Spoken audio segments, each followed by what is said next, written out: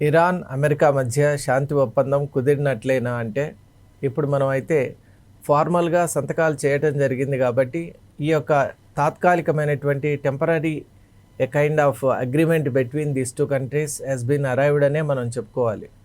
అయితే చాలామంది ఎక్స్‌పర్ట్స్ ఏమంటున్నారంటే, వాళ్ళు ఏదైతే 14 పాయింట్ ఆ స్టేట్మెంట్ ఏదైతే ఉందో, ఆ 14 పాయింట్స్ బేస్డ్‌గా ఈ యొక్క తాత్కాలికమైన టెంపరరీ రిలీఫ్ అనేటువంటిది ఏదైతే మనం చూస్తున్నామో, అండ్ ఒక 60 డే పీరియడ్ లోపల పర్మనెంట్ సొల్యూషన్ కోసం సెర్చ్ ఏదైతే ఉందో, అది నిజంగా సాధ్యమేనా అని అంటే అనేక అనుమానాలకు కూడా ఇక్కడ ఆస్కారం ఉన్నటువంటి నేపథ్యంలో, అసలు ఈ యొక్క temporary relief between these 2 countries, అలాగే దానివల్ల గ్లోబల్గా ఉన్నటువంటి ఇంపాక్ట్స్ ఏంటి, అలాగే లాంగ్ టర్మ్లో ఈ అగ్రిమెంట్ అనేటువంటిది ఏ దేశానికి ఫేవరబుల్గా ఉంటుంది, అలాగే ఇరు దేశాలు కూడా దీనికి కట్టుబడి ఉంటాయా అనేటువంటిది చాలా ముఖ్యమైన అంశం. మరి వీటన్నిటి గురించి ఇప్పుడు మనం చర్చించుకునే ప్రయత్నం చేద్దాం. ఇరాన్పై అమెరికా అలాగే ఇజ్రాయిల్ చేసినటువంటి దాడి, ఆ యుద్ధం దాదాపు 100 రోజులు కూడా దాటినటువంటి నేపథ్యంలో ఇరు దేశాలు కూడా అనుకున్న దానికంటే కూడా భయంకరమైనటువంటి యుద్ధ వాతావరణమే మనం చూసాం. అమెరికా కూడా తన స్ట్రాటజీ ఏదైతే ప్రయోగించిందో, దాన్ని ఇరాన్ ఊహించిన దానికంటే కూడా చాలా దృఢంగా, ధీటుగా, ధాటిగా ఎదుర్కోవడంతో అమెరికా కూడా కొన్ని స్ట్రాటజిక్ చేంజెస్ చేసుకోవాల్సి వచ్చింది. ముఖ్యంగా యాక్సిస్ పవర్స్ ఏదైతే ఇరాన్కు ఉన్నాయో, అవి వాటి నెట్వర్క్ చాలా పెద్దదండి. ఎందువల్ల అంటే ఇటు హమాస్ అయినా, అటు హెజ్బుల్లా అయినా, అటు హౌతీస్ అయినా కూడా ఈ యాక్సిస్ పవర్స్ అన్నీ కూడా ఇరాన్ను ఒక మేజర్ పొలిటికల్ పవర్గా, ఆ ఏరియాలో ఉన్నటువంటి ఒక పొలిటికల్ సుప్రీం లీడర్గా అక్కడ రూపొందించాలి అనేటువంటి ఒక ప్రయత్నం చేయటం వల్ల ఈ యాక్సిస్ పవర్స్తో కూడినటువంటి ఇరాన్ నిజంగా ఇన్విన్సిబుల్గా ఇప్పుడు తయారైనటువంటి నేపథ్యంలో అసలు అమెరికా కూడా ఊహించలేదు ఇరాన్ ఇటువంటి జవాబిస్తుందని. ముఖ్యంగా టెక్నాలజీ వైజ్ మనం అందరూ చూసాం. డ్రోన్ టెక్నాలజీ ఏదైతే ఇరాన్ యుద్ధంలో వాడిందో, అది చాలా ఆశ్చర్యకరమైనటువంటి ఒక ప్లాన్ ఆఫ్ యాక్షన్గా మనం భావించవచ్చు. ఎందువల్ల అంటే ఎవరు కూడా ఊహించలేదు. అసలు ఇజ్రాయిల్లో ఉన్నటువంటి, అలాగే ఖతార్ కానివ్వండి, అమెరికాకు ఉన్నటువంటి అలైడ్ ఫోర్సెస్ ఏదైతే ఉన్నాయో, యునైటెడ్ అరబ్ ఎమిరేట్స్ కానివ్వండి, దుబాయ్ కానివ్వండి, ఇక్కడ రేడార్ సిస్టమ్స్ను ధ్వంసం చేయటం, అలాగే ఈవెన్ నేవల్ ఫోర్స్ను కూడా, యుఎస్ నేవల్ ఫోర్స్ను కూడా వాటి యొక్క ఆ నేవల్ ఫోర్స్ను ధ్వంసం చేయటం, ఈవెన్ స్టెల్త్ బాంబర్స్ కూడా ఇన్ఎఫెక్టివ్గా మారిపోవటం, చాలా అద్భుతమైనటువంటి ఒక యుద్ధ పటిమను, పోరాట స్ఫూర్తిని ఇరాన్ చూపించింది. మరి ఈ నేపథ్యంలో అమెరికా కూడా అంతర్గతంగా కొన్ని రకాలైనటువంటి నెగటివ్ ఇంపాక్ట్స్ అక్కడ దేశంలో మనం చూసాం. నో కింగ్స్ అనేటువంటి ఒక ప్రొసెషన్ కూడా, చాలా మ్యాసివ్ ప్రొసెషన్ కూడా మనం చూసాం. అంటే అమెరికా అనేటువంటిది యుద్ధం చేయాలనేటువంటి సంకల్పంతోనే అన్ని దేశాలపైన దండయాత్రలు చేస్తుంది, కానీ అసలు అమెరికా యుద్ధం చేయగలిగిన స్థితిలో లేదు అని ఆ దేశంలో ప్రజలు బాగా గట్టిగా చెప్తున్నారు. మరి ఆ విషయం ట్రంప్కు వినిపించేలాగా వాళ్ళు ప్రొసెషన్స్ కూడా తీసుకుంటున్నారు, లాంగ్ మార్చెస్ చేస్తున్నారు, డెమాన్స్ట్రేషన్స్ కూడా చేస్తున్నారు. మరి వీటిలో ఉన్నటువంటి సారాంశం ఏంటి అంటే, అమెరికన్ ఎకానమీ అనేటువంటిది ఇట్ ఈస్ dwindling. అది పడిపోతోంది, ఇన్ఫ్లేషన్ పెరిగిపోతోంది. ఈ మధ్యకాలంలో అమెరికాలో మనం చూసినట్టయితే ఈవెన్ గ్రేట్ బ్రిటన్లో ఉన్నట్టే రెంట్ అనేటువంటిది, అలాగే డిఫరెంట్ ఇప్పుడు మనం నిత్యావసరాలు అంటాం, మరి వాటి యొక్క ఖర్చు కూడా చాలా పెరిగిపోతోంది. మరి దానివల్ల ఏమవుతుందంటే అసలు అమెరికాలో అమెరికన్స్ ఉండగలిగే స్థితి కూడా లేనటువంటి నేపథ్యంలో ఒక రివోల్ట్ అనేటువంటి తయారైంది. First Donald Trump must focus on the dwindling economy. అసలు ఎకానమీని పైకి తీసుకుని వచ్చే నేపథ్యం చూడాలి, కానీ అనవసరమైనటువంటి యుద్ధాలతో ఈ యుద్ధానికి డిఫెన్స్ ఎక్స్పెండిచర్ ఏదైతే ఉందో, అది చాలా మనం ఊహించిన స్థాయి కంటే కూడా చాలా ఎక్కువగా ఉన్నటువంటి నేపథ్యంలో ఖచ్చితంగా అమెరికన్స్ దాన్ని రిజెక్ట్ చేశారు, రిసెంట్మెంట్ చూపించారు. మరి ఈ నేపథ్యంలోనే అన్నీ సమాలోచన చేసినటువంటి డొనాల్డ్ ట్రంప్ ఈ యొక్క శాంతి ఒప్పందానికి ఇంతకుముందే మనం చూసాం, గాలిబాఫ్ అలాగే జేడీ వ్యాన్స్ మధ్య కూడా జరిగింది. అలాగే ఇప్పుడు చూసినట్టయితే మళ్ళీ డైరెక్ట్గా ప్రెసిడెన్షియల్ స్థాయిలోనే ఇప్పుడు ప్రెసిడెంట్ ఆఫ్ అమెరికా అలాగే ప్రెసిడెంట్ ఆఫ్ ఇరాన్ ఇద్దరు కూడా సంతకాలు, అటు పెజెష్కియన్, ఇక్కడ చూస్తే డొనాల్డ్ ట్రంప్ కూడా సంతకాలు చేశారు. అలాగే ముస్తఫా సుప్రీం లీడర్ అయినటువంటి, ఇరాన్కు సుప్రీం లీడర్ అయిన ముస్తఫా ఖమేనీ కూడా దీన్ని అప్రూవ్ చేశారనే అఫీషియల్గా తెలిసినటువంటి నేపథ్యంలో అసలు ఇరాన్ అలాగే అమెరికా ఈ రెండింటి మధ్య ఈ యుద్ధంలో ఇజ్రాయిల్ పాత్ర ఏంటి అని ఒక్కసారి చూస్తే, ఇజ్రాయిల్ అనేటువంటిది అమెరికాకు సంబంధించినటువంటి ఒక రోబోగా ఆ ప్రాంతంలో ఉండి అమెరికా ఏది చెప్తే చేసే విధానంలోనే ఇజ్రాయిల్ వస్తుంది. అయితే ఇజ్రాయిల్కి కూడా తనకు కొన్ని ఓన్గా తాను సాధించుకోవాల్సిన లక్ష్యాలు కూడా ఉండటం చేత ఈరోజు సంతకాలు చేసినటువంటి ఈ డీల్ ఎక్కువ రోజులు నిలబడుతుందా అంటే మనం ఇంతకుముందే అనుకున్నట్టు నిపుణులు మాత్రం సందేహాస్పదమే అని చెప్తున్నారు. దానికి కారణాలు ఏంటంటే ఈ 14 పాయింట్ డీల్ ఏదైతే ఉందో ఆ 14 పాయింట్స్ కూడా మనం చూసినట్టయితే ప్రతి పాయింట్లో కూడా ఎన్నో రకాలైన లూప్ హోల్స్ ఉన్నాయి. అలాగే అవి కొనసాగడానికి ఎన్నో రకాలైనటువంటి సర్కమ్స్టెన్షియల్ నీడ్స్ నెససరీ. మరి అటువంటి నీడ్స్ నిజంగా ఈ యొక్క డీల్ను ముందుకు తీసుకొని వెళ్తాయా అంటే ఖచ్చితంగా ఎవరు కూడా చెప్పలేం. అన్నిటికంటే ఫస్ట్ పాయింట్ ఏంటి అంటే Iran and America both are independent sovereign states కాబట్టి ఇరాన్ ఏమంటోందంటే ఇరాన్ యొక్క సోవరైనిటీని అమెరికా గుర్తించాలి, గౌరవించాలి. మరి ఈ పాయింట్తో తీసుకుంటేనే అమెరికా ఉద్దేశం ఏంటంటే ఇరాన్ ఎలాగైనా నాన్ న్యూక్లియర్ కంట్రీగా నిలబెట్టాలి. అక్కడే విభేదం ఉంది. ఇరాన్ ఏమంటోందంటే నా అంతర్గత విషయం ఇది, న్యూక్లియర్గా ఉండాలా ఉండకూడదా, అలాగే న్యూక్లియర్ వెపన్స్ని ఎలా తయారు చేసుకోవాలనేటువంటిది ఇరాన్ తన దేశ రక్షణ కోసం తీసుకునే నిర్ణయాలు, ఇంటర్నల్ అఫైర్స్ ఇవి, ఇంటర్నల్ పాలసీ మ్యాటర్స్ ఇవి. దీనిలో అమెరికా అనేటువంటిది తలదూర్చడం అసంబద్ధం, ఇది నిజంగా అన్యాచురల్ అని అంటోంది. మరి అక్కడి నుంచి మొదలవుతోంది ఈ యొక్క మనం ఏదైతే సందేహాస్పదం అని అనుకుంటున్నామో ఆ విషయాలు అక్కడి నుంచే ప్రారంభమవుతున్నాయి. ఇక రెండవది ఏంటి అంటే అసలు థర్డ్ పార్టీ ఎక్స్క్లూషన్స్ అని మనం చూసాం. ఇజ్రాయిల్ మొదటి నుంచి కూడా ఈ పీస్ ప్రాసెస్ను వ్యతిరేకిస్తూనే ఉంది. ఇజ్రాయిల్ ఉద్దేశంలో ఇరాన్ అనేటువంటిది నామరూపాలు లేకుండా వెళ్ళిపోవాలి. అలా వెళ్ళిపోతేనే ఇజ్రాయిల్లో నెతన్యాహు ఇచ్చినటువంటి మాట నిలబడుతుంది. దానికోసం ఇజ్రాయిల్ చాలా తీవ్రమైనటువంటి కృషి చేస్తుంది. మరీ ముఖ్యంగా లెబనాన్ను ఆక్రమించుకోవాలనేటువంటి ఒక తహతహ కూడా మనకి ఇజ్రాయిల్లో ఉన్నట్టు తెలుస్తోంది. ఇప్పటికే సదర్న్ లెబనాన్లో ఒక పార్ట్ను కూడా కొంత దూరం వరకు కూడా కన్సిడరబుల్గా ఇజ్రాయెల్ ఆక్రమించినటువంటి నేపథ్యంలో ఇంత పీస్ ప్రాసెస్ అయినా కూడా ఇజ్రాయిల్ ఇప్పటికీ చాలా స్పష్టంగా చెప్తోంది, మేము ఆక్రమించినటువంటి పార్ట్ నుంచి ఆ లెబనాన్లో ఉన్నటువంటి సదర్న్ పార్ట్ నుంచి మేము వెనక్కు రాం, ఆ ప్రాంతంలోనే ఉంటామని అంటోంది.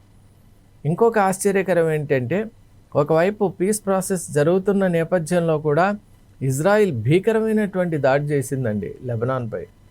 మరి అక్కడ మనం విజువల్స్ కూడా చూడొచ్చు. ఘోరమైనటువంటి ఆ దాడిలో చాలామంది చనిపోయారు.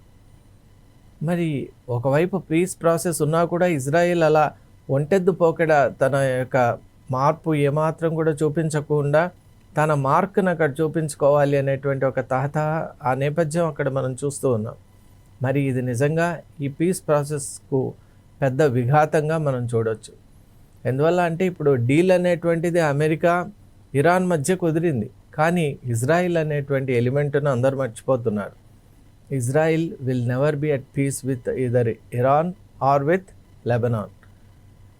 దీనివల్ల ఇది లాంగ్ టర్మ్ వయబిలిటీ కలిగి ఉంటుందా ఈ పీస్ ప్రాసెస్ అంటే డౌటే. మరీ ముఖ్యంగా మనం ఒకటి ఆదిలోనే హంసపాద్ అంటాం కదా, అలా మనం చూసినట్టయితే ఈ డీల్ అయిన వెంటనే ఒక హై లెవెల్ డెలిగేషన్ టాక్స్ స్విట్జర్లాండ్లో ఉంటాయి. అక్కడ 60 days లోపల మనం ఏ విధమైన మొడాలిటీస్ ఫాలో చేయాలి, అలాగే పర్మనెంట్ సొల్యూషన్ కోసం మనం ఏ విధమైనటువంటి సమాలోచన చేయాలి అనేటువంటి ఒక మీటింగ్ జరుగుతుంది. అంటే ఆ మీటింగ్ నుంచి JD Vance American vice president తను తప్పుకోవడం నిజంగా ఇప్పుడు ఆశ్చర్యాన్ని కలిగిస్తోంది. పీస్ ప్రాసెస్కు ఒక టెంపరీగా వీళ్ళిద్దరూ ప్రెసిడెంట్ లెవెల్లో సంతకాలైన వెంటనే ఫాలోఅప్గా ఉండవలసినటువంటి ఆ జేడీ వ్యాన్స్ అలాగే గ్యాలిబాఫ్ మధ్య జరగవలసినటువంటి చర్చలు స్విట్జర్లాండ్ వేదికగా అవి ఆగిపోయాయి. మరి అది నిజంగా ఒక విఘాతంగానే మనం పేర్కొనవచ్చు. అమెరికన్ స్ట్రాటజీగా భావించి ఇరాన్లో కూడా దీని విషయంలో చర్చ జరుగుతోంది. ఎందువల్ల అంటే ఒక డీల్ అయిన తర్వాత ఫాలో అప్ యాక్షన్ అనేది లేకపోతే ఖచ్చితంగా the deal is not going to survive. అందువల్లే ఇప్పుడు తీసుకున్నటువంటి ఈ పీస్ డీల్ సర్వైవ్ అవుతుందా అంటే అదొక పెద్ద క్వశ్చన్గా ఉంది. మరొక అంశం మనం చూసినట్టయితే it's about the nuclear machine of Iran. అసలు ప్రాసెస్డ్ యురేనియం అక్కడ ఎంత ఉంది, ప్రాసెస్డ్ యురేనియంను అమెరికాకు తరలిస్తారు అన్నారు, మళ్ళీ లేదు ఇరాన్లోనే ఉంచి అక్కడే కట్టుదిట్టం చేస్తామన్నారు, ఆ తర్వాత లేదు పీస్ ప్రాసెస్కు వాడుకోవచ్చు అన్నారు. ఇన్ని మాట్లాడుతున్నా ఇరాన్ ఒకటే చెప్తోంది, మేము న్యూక్లియర్ మిషన్ మాది ఏదైతే ఉందో దాని గురించి ఆలోచన final word will be by Iran only అని చెప్తోంది. అమెరికా కానీ యుఎన్ కానీ ఇంకా ఏ దేశం చెప్పినా కూడా మేము వినం.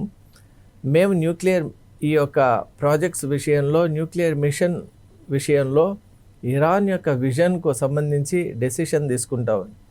మరి ఈ మధ్యకాలంలో మనం ఇంకోటి కూడా ఆలోచన చేస్తే ఒక ప్రఖ్యాత ఇంటర్నేషనల్ అనాలిసిస్ బోర్డు కూడా ఏమంటోందంటే ఈ జరిగిన యుద్ధం ఏదైతే ఉందో ఆ యుద్ధం తర్వాత ఇరాన్ వైఖరిలో మార్పు వచ్చింది అని చాలా స్పష్టంగా అట్లాంటిక్ కౌన్సిల్ అనే ఒక ఇంటర్నేషనల్ అనాలిసిస్ వింగ్ కూడా ఇదే చెప్పింది. దాని ప్రకారం ఏంటి అంటే ఖచ్చితంగా ఇరాన్ తన శక్తి ఏంటో తాను తెలుసుకోగలిగింది. అంటే ఇంతకుముందు ఏదైనా ఫియర్స్ కానీ అప్రిహెన్షన్స్ కానీ అమెరికాను ఎదుర్కోలేమనేటువంటి భయాలు ఏవైతే ఉన్నాయో అవి తొలగిపోయినాయి. ఇప్పుడు ఇరాన్కి అర్థమైపోయింది యాక్సిస్ పవర్స్ యొక్క సపోర్ట్, అలాగే తన ఓన్ స్ట్రాటజీతో తాను ఎంత పెద్ద యుద్ధమైనా చేయగలననేటువంటి ఒక నమ్మకాన్ని, అలాగే తన రిసోర్సెస్పై తన కాన్ఫిడెన్స్ పెరిగినటువంటి నేపథ్యంలో న్యూక్లియర్ కేపబిలిటీస్ కూడా ఉంటే అసలుకి ఏ దేశం కూడా తనను ముట్టుకోలేవేమో అన్నటువంటి ఒక సరికొత్త ఆలోచన కూడా ఇప్పుడు అమెరికా చేసిన యుద్ధం వల్ల ఇంకా పెరిగిందనే అంటున్నారు. అమెరికాతో యుద్ధం చేయటం వల్ల అమెరికా ఏం భావిస్తోందంటే ఇరాన్ భయపడి తన కెపాసిటీస్ కేపబిలిటీస్ని తెలుసుకొని వెనక్కి వెళ్ళింది అంటూ. కానీ అలా కాకుండా అసలు ఇంటర్నేషనల్ టాక్ ఏంటి అంటే ఇప్పుడు ఇరాన్ నిజంగా ఇంతకు ముందు కంటే కూడా దాని tone has become very confident అని చెప్తున్నారు. And its perception towards the global economy కానివ్వండి, global affairs has become quite different అని చెప్తున్నారు. మరి ఇంకో విషయం కూడా మనం చూడాలి. అసలు ఇరు నేతలు సంతకాలు చేసింది మాత్రమే మనం చూస్తున్నాం, కానీ సంతకాలు జరిగిన తర్వాత ఆ ఇరు నేతలు ఏమన్నారనేటువంటి అంశం కనుక ఒక్కసారి మనం రిఫ్లెక్ట్ చేసుకుంటే అక్కడే మనకు తెలుస్తుంది దీంట్లో ఎంత ల్యాక్యునే, అంటే దీంట్లోనే ఎంత తప్పిదం ఉంది అని. అదేంటి అంటే ఇప్పుడు మనం అమెరికా వెర్షన్ కనుక చూసినట్టయితే డొనాల్డ్ ట్రంప్ అంటున్నారు అమెరికా యొక్క ఆ సైనిక శక్తి, అలాగే యుద్ధ నీతి, వాళ్లకు ఉన్నటువంటి ఆ గ్లోబల్ ఆ వెపన్ కౌంట్ ఇవన్నీ చూసినటువంటి ఇరాన్ తన యొక్క న్యూక్లియర్ ప్రోగ్రామ్ను కూడా సస్పెండ్ చేస్తూ, అమెరికా ఏ విధంగా అయితే చెప్పినట్టు హెర్మూజ్ స్ట్రైట్ను కూడా ఓపెన్ చేస్తూ అమెరికా చెప్పిన మాటను తూచా తప్పకుండా వినేటువంటి ఒక స్థితిలోకి వచ్చింది కాబట్టి ఈ ఒప్పందం జరిగింది అని అమెరికా అంటోంది. మరి కాంట్రరీగా ఇరాన్ ఏమంటోందంటే అసలు ఆ దేశంలో అమెరికాని పెద్దగా పట్టించుకోవటం లేదు, అమెరికా యొక్క పరిస్థితి చాలా దీనంగా ఉంది, అమెరికా యొక్క వాస్తవ స్థితి ఏంటి అంటే మమ్మల్ని శాంతి కోసం అర్థించేటువంటి ఒక స్థితిలో వాళ్ళు ఉన్నారు కాబట్టి మా స్ట్రాటజీస్ అలాగే మా యాక్సిస్ పవర్స్ యొక్క ఈ అప్ ఫ్రంట్ బిహేవియర్ను వాళ్ళు తట్టుకోలేక వాళ్ళు అమెరికా ఇప్పుడు మమ్మల్ని శాంతి కోసం ప్రాధేయపడేటువంటి ఒక స్థితిలోకి వచ్చింది అని వాళ్ళు చాలా స్పష్టంగా చెప్తున్నారు. అంటే Iran is saying that we are not under any pressure from US అని చెప్తోంది. మరి ఈ వైఖరిని ఒక్కసారి మనం ఆలోచన చేస్తే ఇక్కడే తేడాలు ఉన్నాయి. అంటే మైండ్ సెట్స్లో మనం ఎప్పుడైతే ఆలోచన చేస్తే వ్యూ పాయింట్స్, ఆ ఈగోయిస్టిక్ ఎలిమెంట్స్ ఒక్కసారి చూసుకుంటే ఏ దేశం కూడా కన్విన్స్ కాలేదు. ఒక రకంగా చెప్పాలి అంటే శాంతి ఒప్పందానికి కావాల్సినటువంటి మైండ్ సెట్ అక్కడ లేదు, కానీ సంతకాలు మాత్రం జరిగాయి. ఇక అన్నిటికంటే ఒక పాయింట్ మనం ముఖ్యంగా ఆలోచన చేయాలి.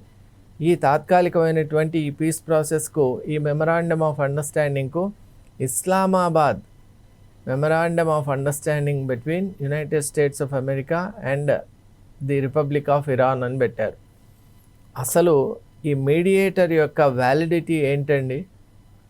పాకిస్తాన్ మీడియేటర్గా ఉండటానికి అర్హత ఏమైనా ఉందా అని ప్రపంచ దేశాలే ప్రశ్నిస్తూ ఉన్నాయి. పాకిస్తాన్ అంటేనే ఉగ్రవాదం, పాకిస్తాన్ అంటేనే అవినీతి, పాకిస్తాన్ అంటేనే దొంగ దెబ్బ, పాకిస్తాన్ అంటేనే ఎక్కడ కూడా తన ప్రజల్లో ప్రజాస్వామ్యాన్ని నెలకొల్పడానికి తమ దేశంలోనే ఫెయిల్ అయినటువంటి దేశం. అసలు ప్రజాస్వామ్యం అంటే ఏమిటో తెలియని దేశం ఏదైనా ఉంది ప్రపంచంలో అంటే అది పాకిస్తాన్. ఇక మిలిటరీ చేతుల్లో, ఐసిస్ చేతుల్లో బతుకుతున్నటువంటి ఒక దేశం మధ్యవర్తిగా నేను ఈరోజు ఉంటాను, నేను ప్రజాస్వామ్య విలువలు అలాగే ఇరు దేశాల మధ్య శాంతిని నేను పెంపొందిస్తాను అని దేశం ముందుకు రావటం ఎంత హాస్యాస్పదం చూడండి. తన దేశంలోనే బెలూచిస్తాన్ వాళ్ళు ఈనాటికి కూడా అప్రెషన్ గురి అవుతున్నారు. అలాగే పాక్ ఆక్యుపైడ్ కాశ్మీర్లో మొన్న కూడా మనం చూసాం ఎలా పాక్ ఆర్మీ తన ఉక్కుపాదాన్ని మోపి అక్కడ ఉన్న వాయిసెస్ను సైలెన్స్ చేసింది. అలాగే ఒకవైపు ఆఫ్ఘనిస్తాన్పై దాడులు చేస్తున్నారు, అక్కడ అన్యాయంగా ప్రజలను చంపుతున్నారు. అలాగే పాకిస్తాన్ భారత్ పైన నిరంతరం నిఘా పెట్టింది. పాకిస్తాన్ చేస్తున్నటువంటి చర్యలన్నీ కూడా కేవలం చైనాకు ఉపయోగపడే చర్యలే చేస్తోంది, కానీ ప్రపంచంలో ఇంకే దేశానికి కూడా ఉపయోగపడే యాక్టివిటీస్ చేయటం లేదు. అలాంటి ఒక ఉగ్రవాద దేశంగా దాదాపు 100 టైప్స్ ఆఫ్ ఈ టెర్రర్ ఆర్గనైజేషన్స్ అక్కడ గవర్నమెంట్ సపోర్ట్తో ఉన్నాయి. అక్కడ ఒక ప్రముఖ ఉగ్రవాది చనిపోతే ప్రభుత్వంలో ఉన్నటువంటి అధికారులు అలాగే అక్కడ ఉన్నటువంటి మంత్రులు వెళ్ళి కండోలెన్సెస్ చెప్పి అక్కడ వారి యొక్క లాస్ట్ రైట్స్లో పాల్గొన్నారంటే ఆ దేశం ఉగ్రవాదుల చేతిలో బందీ అయిన దేశం అని మనం ఇంకా అంతకంటే స్పష్టంగా మనం ఎవరు చెప్పనవసరం లేదు. మరి అటువంటి దేశం వచ్చి నేను మీడియేటర్గా ఉంటాను అని ఈరోజు మీడియేటర్గా సైన్ చేయడం అంటే ఇంతకంటే గొప్ప ఇక ఫెయిల్యూర్ అనేటువంటిది మనం ఇంకా ప్రపంచంలో ఎక్కడా చూడలేం. కాబట్టి ఇది ముందుకు వెళ్తుంది అని చెప్పడంలో చాలా అనుమానాల్లో అతిపెద్ద అనుమానం పాక్ యొక్క మీడియేషన్. మనం చూస్తున్నాం యునైటెడ్ నేషన్స్లో 24 గంటలు కూడా అబద్ధ ప్రచారాలపైనే పాకిస్తాన్ బతుకుతోంది. మరి అటువంటి పాకిస్తాన్ చేసే పనిలో నిబద్ధత ఉంటుంది అంటే ఎవరు మాత్రం ఎలా అంగీకరిస్తారు చెప్పండి? ఎందుకంటే దాని రికార్డే అలా ఉంది కాబట్టి. మరి ఇలా అనేక అంశాలు ఉన్నాయి. ఇప్పుడు హెర్మూజ్ స్ట్రైట్ విషయం కూడా మనం తీసుకోండి. అమెరికా ఏమంటోందంటే లెట్ ద ఆయిల్ ఫ్లో అని డొనాల్డ్ ట్రంప్ చెప్పుకొచ్చారు. కానీ నిజంగా ఆయిల్ ఫ్లో కావాలి అంటే హెర్మూజ్ స్ట్రైట్ అక్కడ ఓపెన్ కావాలి అంటే కూడా ఇప్పటికీ ఇరాన్ మనసులో హెర్మూజ్ స్ట్రైట్ యొక్క నియంత్రణ పూర్తిగా ఇరాన్దే అనే ఒక భావన ఇప్పటికీ ఉంది. ఇంకా అది స్ట్రాంగ్ కూడా అవుతున్నటువంటి నేపథ్యంలో టోల్ ఫ్రీగా అక్కడి నుంచి నౌకలు వెళ్తాయి, ప్రపంచంలో మళ్ళీ గ్లోబల్ ఎకానమీ కిక్ ఆఫ్ అవుతుంది అని చెప్తున్నారు Trump. But will that be the reality? ఈరోజు మనం చూసినప్పుడు ఖచ్చితంగా అది అయ్యేటువంటి అవకాశం లేదు. ఎందువల్ల అంటే ఇరాన్ యొక్క రీకన్స్ట్రక్షన్కు టోల్ అనేటువంటిది చాలా ముఖ్యమైనటువంటి వైటల్ ఎకనామిక్ రిసోర్స్. అది దాన్ని పోగొట్టుకోవడానికి ఇరాన్ ఎప్పుడు కూడా దానికి వెనక్కి వెళ్ళదు. కాబట్టి ఈరోజు ఈ 60 డే పీరియడ్ కాగానే టోల్ అనేటువంటిది మళ్ళీ ఇరాన్ పెట్టేటువంటి అవకాశాలే చాలా ఎక్కువగా ఉన్నాయి. దట్ మీన్స్ మళ్ళీ ఇక్కడ ఏదైతే ఆ 14 పాయింట్స్లో ఉన్నటువంటిది ఇన్వాలిడేట్ అయిపోతోంది. అలాగే ఇరాన్ కూడా రీకన్స్ట్రక్షన్ ఫండ్ కింద అలాగే రిలీఫ్ మెజర్స్ కింద అలాగే అమెరికా విధించినటువంటి ఆంక్షలను పూర్తిగా ఎత్తివేయాలి అని చెప్తోంది. మరి అవి నిజంగా సాధ్యమేనా? అమెరికా అటువంటి వాతావరణాన్ని ఇస్తుందా? ఫస్ట్ ఆఫ్ ఆల్ అమెరికా ఇజ్రాయెల్ను కంట్రోల్ చేయగలగాలి. ఇజ్రాయెల్ యొక్క దూకుడు చేస్తుంది మనం కనుక చూసినట్టయితే అది ఆల్మోస్ట్ ఇంపాసిబుల్ అని అనిపిస్తుంది. ఇలా ఏ కోణంలో చూసినా ఏ రకంగా చూసినా మనకు అన్ని రకాలుగా నెగటివ్ ఇంపాక్ట్సే కనిపిస్తున్నాయి. ముఖ్యంగా మనం ఒకటి చూడాలి, ఈ యుద్ధం ఎలా ప్రారంభమైందని ఒక్కసారి కనుక మనం ఆలోచన చేస్తే ఫిబ్రవరి 28వ తేదీ అయతొల్లా ఖమేనీ హత్యతో ఈ యుద్ధం ప్రారంభమైంది. ఇప్పుడు ముస్తఫా ఖమేనీ ఆయన సుప్రీం లీడర్గా ఉన్నారు, కానీ ఆయన మనసులో ఆ గాయం మాత్రం ఎప్పటికీ మిగిలిపోయి ఉంటుంది. Entire family was wiped out. మరి అటువంటి దానికి కారణమైన అమెరికాతో ఆయన స్నేహహస్తం కలిగి ఉంటారని ఎవరు మాత్రం నమ్ముతారు? కేవలం కొన్ని సందర్భాల్లో ఒక రిలీఫ్ లాగా వాళ్ళ స్ట్రాటజీస్ని డెవలప్ చేసుకోవడానికి అలాగే వాళ్ళకు అమెరికా ఎలా అయితే అష్టదిగ్బంధనం చేసిందో వాళ్ళ యొక్క పోర్ట్స్ అన్నిటిని, దాని నుంచి రిలీఫ్ కోరుకుంటూ కొన్ని రకాలైన ఆంక్షల నుంచి బయటపడడానికి ఇటువంటి ప్రయత్నాలు చేస్తున్నట్టు మనకు అనేక సంస్థలు కూడా చెప్తున్నటువంటి నేపథ్యంలో ప్రతి అంశం కూడా అలాగే ఉందండి. ఇప్పుడు ఏ అంశం తీసుకున్నా కూడా ఖచ్చితంగా లాంగ్ టర్మ్ వయబిలిటీ అనేటువంటిది ఎప్పుడు సాధ్యం అంటే ఇరు దేశాలు కూడా వాళ్ళ యొక్క వైఖరి మార్చుకోవాలి. ఆ వైఖరి మార్చుకొని మరీ ముఖ్యంగా ఒబామా డీల్ విషయం కూడా మనం మాట్లాడుకోవాలి. జాయింట్ కోఆపరేషన్ JCPOA అని మనం అంటాం. అంటే 2018లోనే ఒబామా ఒక డీల్కి వచ్చారు న్యూక్లియర్ ప్రోగ్రామ్స్ విషయంలో, joint cooperation for plan of action అని. మరి ఆ డీల్ ప్రకారం కనుక వెళ్తే అప్పుడు కొంచెం హుందాగా ఉండేది, కంట్రోల్ చేయడానికి ఇంటర్నేషనల్ కమ్యూనిటీస్ కూడా ముందుకు వచ్చాయి. కానీ ఇప్పుడు యుద్ధం జరిగింది. యుద్ధం తర్వాత అక్కడ ఇరాన్లో కూడా చాలా ప్రమాదకరమైనటువంటి పరిస్థితులే ఉన్నాయి. కాబట్టి ఖచ్చితంగా హై ఇన్ఫ్లేషన్ రేట్స్, అలాగే అక్కడ కూడా రీకన్స్ట్రక్షన్ యాక్టివిటీ, నార్మలైజేషన్, రీనార్మలైజేషన్ కూడా కావాలి అంటే ఖచ్చితంగా టైం పడుతున్నటువంటి నేపథ్యంలో ఇవన్నీ ఫ్యాక్టర్స్ని ఎప్పుడైతే మనం దృష్టిలో పెట్టుకుంటామో ఇవన్నీ ఫ్యాక్టర్స్ మనల్ని ఒకే ఒక డైరెక్షన్ వైపు చూపిస్తున్నాయి. అదేంటి అంటే ఈ పీస్ డీల్ ఏదైతే వీళ్ళు ఇప్పుడు టెంపరీ రిలీఫ్గా తీసుకున్నారో అది పర్మనెంట్ డీల్గా మారాలి అంటే అనేక పరిస్థితులు అక్కడ మళ్ళీ మారాలి. మరి ఆ మార్పు అనేది సాధ్యమా అంటే that time only will tell. So we have to wait and see how this deal would go in to the long run. Thank you.